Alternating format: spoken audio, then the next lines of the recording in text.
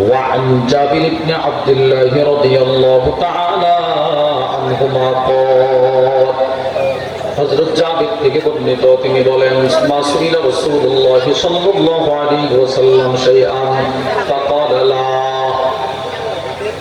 হযরত জাবির বলেন আল্লাহর রাসূলের কাছে কেউ কিছু চাইলে নবীজি কখনো বলতেন না আমার কাছে নাই নাই শব্দ নবীজির জিন্দেগিতে নাই এর মানে যখন যে যা চাইতো রাসূল তখন সেটা দিয়ে দিত সুবহানাল্লাহ যে যখন যা চাইতো তখন সে তা দিয়ে দিত এই কথাটা আপনাদেরকে বোঝানোর জন্য আমি তিনটা দৃষ্টান্ত শোনাই রাসূলের কাছে যে যা চাইতো নবীজি দিয়ে দিত দৃষ্টান্ত নম্বর 1 বুখারী শরীফের বর্ণনা وعن أبي سعيد الخدري رضي الله تعالى عنه قال حضرت أبو سعيد الخدري رضي الله تعالى عنه থেকে বর্ণিত তিনি বলেন إن ناسا من الأنصار سألوا رسول الله صلى الله عليه وسلم হযরত আবু সাঈদ আল খুদরি বলেন মদিনা আনসার সাহাবাদের মধ্য থেকে কয়েকজন অসহায় সাহাবী নবীজির দরবারে আসলো এসে বলতে লাগলো ইয়া রাসূলুল্লাহ ওগো আল্লাহর নবী ওগো আল্লাহর রাসূল কি আমাদেরকে এই দান করেন পেটে খাবার নাই কিছু দান করেন এরা যা চাইলো নবীজি তাদেরকে তা দান করে দিল সুবহানাল্লাহ যা চাইছে এদের মন মতো নবীজি দান করছে সাহাবী হযরত আবু সাঈদ আল খুদরি বলেন সুম্মা সাআলু সাহাবারা আবার নবীর কাছে চাইছে এই যারা চাইছিল এরা তো একবার পাইছে আবার বলতেছে আরো দেন ফাআতাহুম নবীজি আবার দান করলেন সুবহানাল্লাহ বলেন কয়বার চাইছে দুইবার নবীজি দুইবারই দান করছে সুম্মা সাআলু তৃতীয়বার তারা আবার চাইলো আরো দেন ফাআতাহুম নবীজি তৃতীয়বারও দান করলেন এক পর্যায়ে হাত্তা নাফিদা মা ইনদা রাসূলের কাছে যা ছিল সব নবীজি দান করতে করতে শেষ করে ফেলছে আর নাই কি পরিমাণ দানবীর ছিলেন কি পরিমাণ মানুষকে সহযোগিতা করতেন আচ্ছা নিজের আমার জিন্দেগির সাথে মিলান তো কুরবানের গরু জবাই করছে চামড়া উঠে গেছে তো অসহায় মানুষ পলিথিন নিয়ে দাঁড়ায় থাকে একটা গোশতের টুকরা আসে কি বলি যাও এখনো গোশত কাটাকাটি শুরু হয় না একটু পরে আইসো তো লোকটা আবার 11টার দিকে আসে তখন কি বলবো এখনো গোশত কেটে শেষ হয় না বন্টন শুরু হয়ে আইসো যাও তো লোকটা আবার 12টার দিকে আসে এসে দেখে শেষ ভাই দিবেন না তো বন্টন শেষ আমার পারিবারিক বন্টন হয়ে গেছে যাও নাই আর রাসূলকে তিনবার চাইছে নবীজি তিনবার তাকে সহযোগিতা করলো সুবহানাল্লাহ মনে করেন আমাদের মধ্যে কেউ গোশতের টুকরা একটা দিল ওই লোকটা যদি আবার চান আমার আরেকটা দেন তো ধমক দিবে বেটা এত চাও যাও সর নবীজি তিনবার আল্লাহর রাসূল বলেন আল্লাহ তাআলা যদি উহুদ পাহাড়টা পুরোটা পাহাড় আমার জন্য স্বর্ণ বানায়া দিত তাহলে আমি এইভাবে মুষ্টি ভরে ভরে সব অসহায় মানুষকে বন্টন করে দিতাম মুসলিম শরীফের বর্ণনা وعن أبي ذر الغفاري رضي الله تعالى عنه قال হযরত আবু যর গিফারি থেকে বর্ণিত তিনি বলেন কুনতু মা'আন নবী সাল্লাল্লাহু আলাইহি ওয়াসাল্লাম ফি হাররাতিল মদিনা ঈশা হযরত আবু যর গিফারি বলেন আল্লাহর নবীর সাথে একদিন মাগরিবের পর ইশারের সময় নবীর সাথে মদিনার পাথুরে জমিন কঙ্করে জমিন বালুর জমিন দিয়ে হাঁটতেছিলাম ওয়া নাহনু নানজুরু ইলা উহুদ হাঁটতে হাঁটতে উহুদ পাহাড়ের সামনে চলে গেল সামনে উহুদ পাহাড় দেখা যেতেছে নবীজি আমাকে ডাক দিলেন ইয়া আবা দার আবু যর কি আছো বলতো লাব্বাইকা ইয়া রাসূলুল্লাহ। আমি বললাম, ও আল্লাহর রাসূল, আমি উপস্থিত, কিছু বলবেন? নবীজি বলেন, মা উহিব্বু আন্না উহুদান ইনদি যাহাব আমসা ফালিতাতান ইনদি মিনহু দিনারুন ইল্লা দিনারুন উরসিদুহু লিদাইনিন। শোনো, এই উহুদ পাহাড় যদি আল্লাহ তাআলা আমার জন্য স্বর্ণ হিসেবে রূপান্তরিত করে দিত, স্বর্ণ বানায় দিত, 3 দিন পাহাড়টা আমার কাছে আমি রাখতাম না। আমি আমার ঋণ পরিশোধ করার মতো সম্পদ রাখা, বাকি সম্পদ এইভাবে রাসূল বালি হাতে নিচে রাখছি। আমি এইভাবে পুরা উহুদ পাহাড়ের স্বর্ণগুলো অসহায় মানুষের মধ্যে বন্টন করে দিতাম, দিয়ে দিতাম। যাও যাও। কি পরিমাণ মানুষকে সহযোগিতা করতেন, একটা দৃষ্টান্ত থেকে আমরা বুঝলাম। দৃষ্টান্ত নম্বর 2, মুসলিম শরীফের বর্ণনা।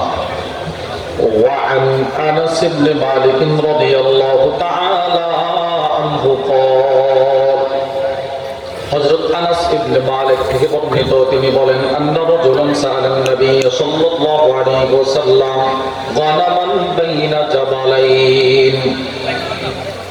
হযরত আনাস ইবনে মালিক বলেন, এক ব্যক্তি নবীজি সাল্লাল্লাহু আলাইহি ওয়াসাল্লামের কাছে এসে বলতে লাগলো, ইয়া রাসূলুল্লাহ, ওই যে আরবের 2টা পাহাড় দেখা যায়, হ্যাঁ, 2টা পাহাড়ে যে পরিমাণ, 2টা পাহাড়ের চিপায় যে পরিমাণ বকরির জায়গা হয়, ওই পরিমাণ বকরি আমার এখন দান করেন, দান করেন, দান করেন। সাহাবারা তো আশ্চর্য, কে রাসূল কি তারা এত বকরি এখন দান করবে? হযরত আনাস বলেন, ফাআতাহু ইয়া, নবীজি তাকে ওই পরিমাণ বকরি দান করে দিলেন। এই হাদিসের ব্যাখ্যায় আল্লামা মুহাম্মদ ইবনে সালেহ আল উসাইমিন তার বিখ্যাত মুসলিম শরীফের শরহ সহিহ মুসলিম ইবনে উসাইমিনের মধ্যে লেখেন, পাহাড়ের উচ্চতা যে পরিমাণ, এই পুরাটা ফাঁকা জায়গা, এই পরিমাণ বকরি নবীজি তারা দান করছে যে বকরিগুলো এখানে রাখলে 2টা পাহাড়ের ফাঁকা জায়গা পরিপূর্ণ হয়ে যেত। এত বকরি নবীজি দান করছে। এই লোক সবগুলো বকরির মালিকানা নিয়ে তার এলাকায় আসছে, এসে বলতে লাগলেন, আইকুম আসলিমু, হে আমার সম্প্রদায়, তোমরা কালিমা পড়ো। জানো, আল্লাহর কসম, ইন্না মুহাম্মদ সাল্লাল্লাহু আলাইহি ওয়াসাল্লাম লা ইউতি আতা মা ইয়াখাফুল ফাকর। আল্লাহর কসম, পৃথিবীতে নবী মুহাম্মদ সাল্লাল্লাহু আলাইহি ওয়াসাল্লাম একমাত্র দানবীর, এমন ভাবে দান করে নিজে ফকির হয়ে যাওয়ার ভয় করে না। নিজে যে ফকির হয়ে যেতেছে এই হইবে। ভাই আপনারা বসেন, ভাই বসেন, ভাই বসেন।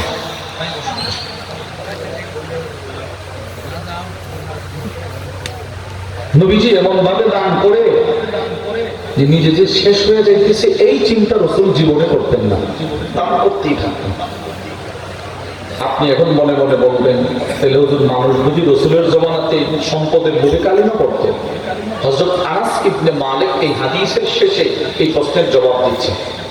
হযরত আনাস বলেন, মানুষ চিন্তা করতো কি রে, রাসূলের কাছে গিয়ে কালিমা পড়লে বকরির মালিক হওয়া যায়, সম্পদের মালিক হওয়া যায়। কিন্তু কোন মানুষ এই লোভে যখন নবীজির দরবারে যাইত কালিমা পড়তে, রাসূলের চেহারাটা দেখার পর গোটা পৃথিবীর চাইতে নবীর চেহারা তার কাছে সবচেয়ে পছন্দের হয়ে যেত। নবীজির চেহারা সবচেয়ে পছন্দের। এই দৃষ্টান্ত থেকেও আমরা কি বুঝলাম? নবীজি মানুষকে সহযোগিতা করতেন। দৃষ্টান্ত নম্বর 3, রাসূল সবচেয়ে প্রিয় বস্তু, নতুন জিনিস মানুষকে দিয়ে দিতেন, সহযোগিতা করতেন। বুখারী শরীফের বর্ণনা, وعن سهل بن سعد الساعدي رضي الله تعالى عنه قال, হযরত সাহল ইবনে সাদ থেকে বর্ণিত, তিনি বলেন, জাআত ইমরাআতুন বিবুরদা ইলা রাসূলিল্লাহ সাল্লাল্লাহু আলাইহি ওয়াসাল্লাম, একজন মহিলা নবীজির দরবারে একটা নতুন চাদর হাদিয়া নিয়ে আসছে, নতুন একটা চাদর। ফাকালাত ইয়া রাসূলুল্লাহ, এসে বলতে লাগলো, হে আল্লাহর রাসূল, ইন্নী নাসাতু হাদিহি বিয়াদি, এই চাদরটা আমি আপনার জন্য বানিয়েছি, একটু গ্রহণ করেন। খুব কষ্ট করে আপনার জন্য বানিয়েছি, যদি একটু আপনি হাদিয়াটা গ্রহণ করতেন আমি খুশি হইতাম। فأخذها النبي صلى الله عليه وسلم محتاجا إليها, নবীজি তার কাছ থেকে চাদরটা বড় সুন্দর করে গ্রহণ করলেন। নবীজির খুব প্রয়োজন, এই মনোভাব দেখায় রাসূল চাদরটা বড় সুন্দর করে কি করছে, গ্রহণ করছে। চাদরটা গ্রহণ করার পর সাহাবী বলেন, সুম্মা খারাজা ইলাইনা রাসূলুল্লাহ সাল্লাল্লাহু আলাইহি ওয়াসাল্লাম ওয়া ইন্নাহা ইজার, এবার আল্লাহর রাসূল নতুন চাদরটা পরিধান করে সাহাবাদের মজমায় আসলেন। সব সাহাবারা মসজিদে নববীর মধ্যে বসা, নবীজি আয়েশা দাঁড়াইলেন চাদরটা পরিধান করে। ফাকামা রাজুলুম মিনাল কওম, সাহাবাদের ভিতর থেকে একজন অসহায় সাহাবী দাঁড়ায় গেছে, দাঁড়িয়ে বলতে লাগলেন, ইয়া রাসূলুল্লাহ, আপনার চাদরটা বড় সুন্দর, আমি অসহায় মানুষ, শীতের রজনীতে শীত থেকে নিজেকে বাঁচানোর জন্য কোনো কাপড় আমার নাই, যদি চাদরটা আমাকে হাদিয়া দিয়ে দিতেন তো আমার জন্য বড় উপকার হতো। নতুন চাদর, একদম নতুন। নবীজি বললেন, না তোমার চাদরটা দরকার, ঠিক আছে ওরে দিয়ে দিলাম। সুবহানাল্লাহ বলেন। এবার নবীজি চাদরটা দেওয়ার ধরনটা দেখেন, ধরনটা। সাহাবারা বলে, সুম্মা রাজা ইলা আহলি, রাসূল নিজের ঘরে আবার চলে গেলেন চাদরটা নিয়ে।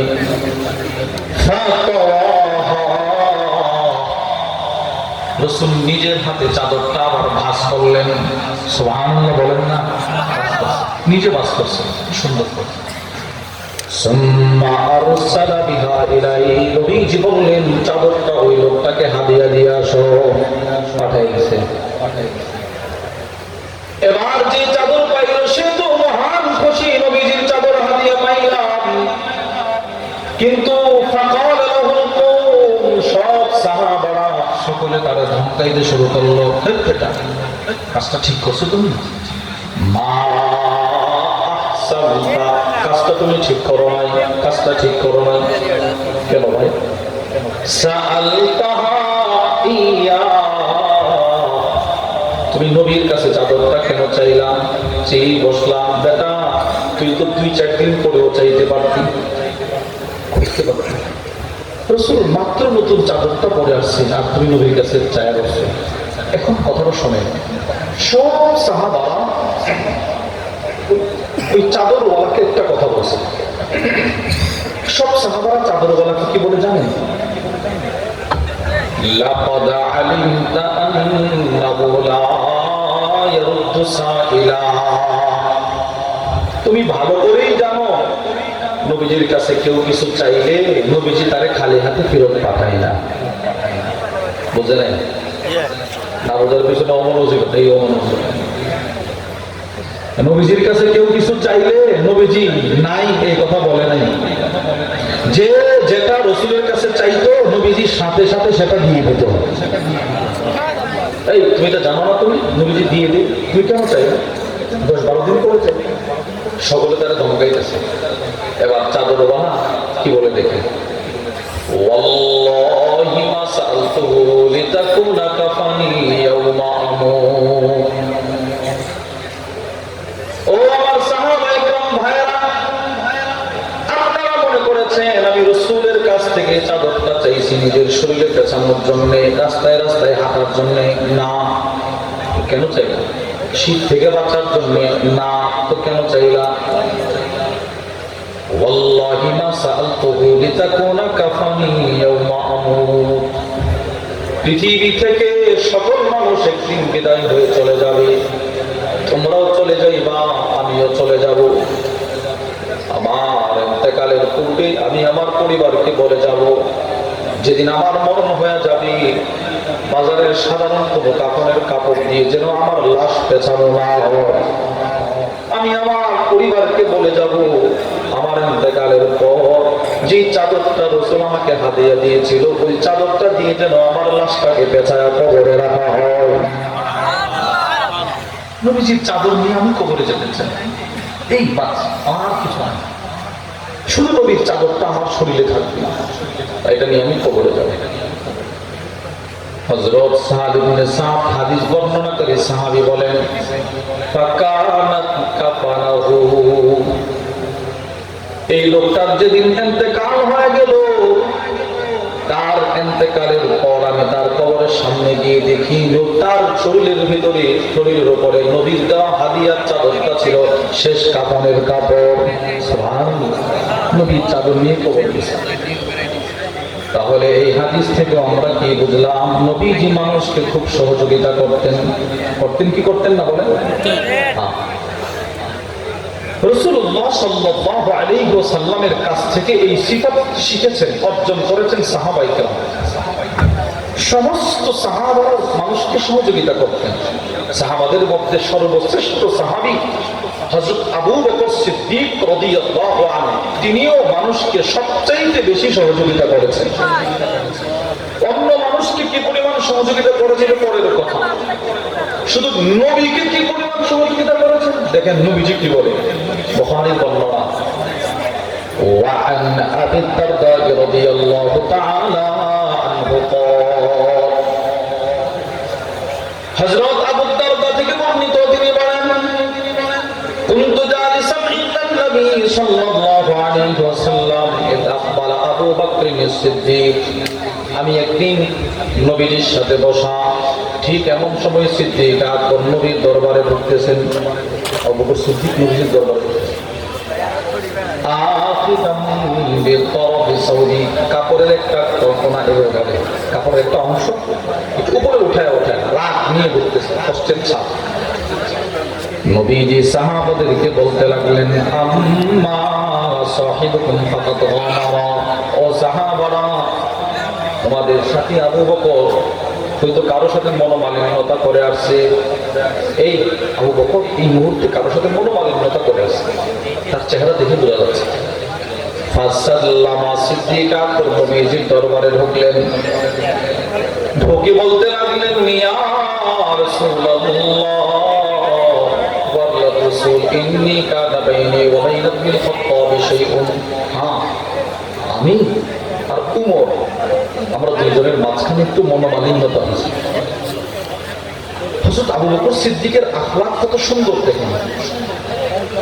ইয়া রাসূলুল্লাহ, মনোমালিন্যতা হয়েছে ঠিক আছে, কিন্তু ফাসরাতু ইলাইহি, অপরাধটা প্রথমে করছি আমি আবু বকর, আমি আবু বকরের অপরাধ বেশি, ওরা দোষ আমি আবু বকরের, ওরা অপরাধটা আমি আবু বকরের, ওমরের কোনো দোষ নাই। তো এরপর কি হয়েছে? মানাদিন জিত অপরাধ আমার, আমি লজ্জিত হইলাম।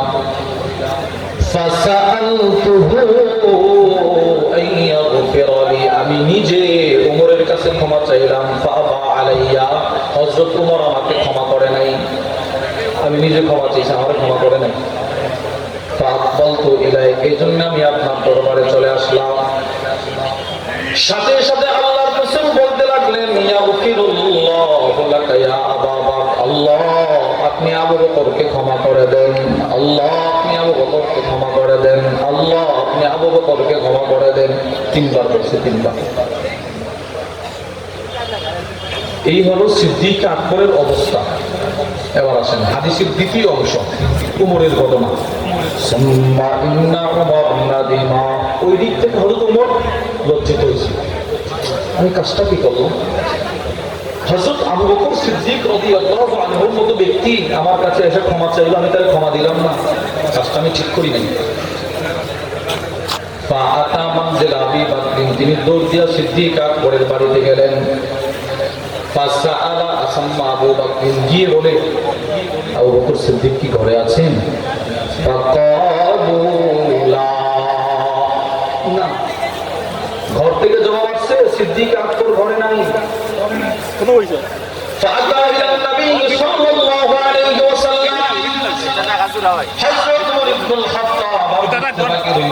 সিদ্দিক আকবর ঘরে নাই মানে একটা দৌড় দিয়ে তিনি নবীজির দরবারে চলে গেলেন।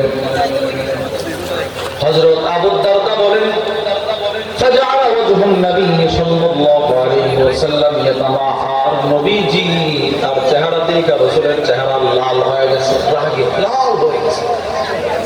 উমরের চেহারা দেখে নবীজির চেহারা লাল হয়ে গেছে।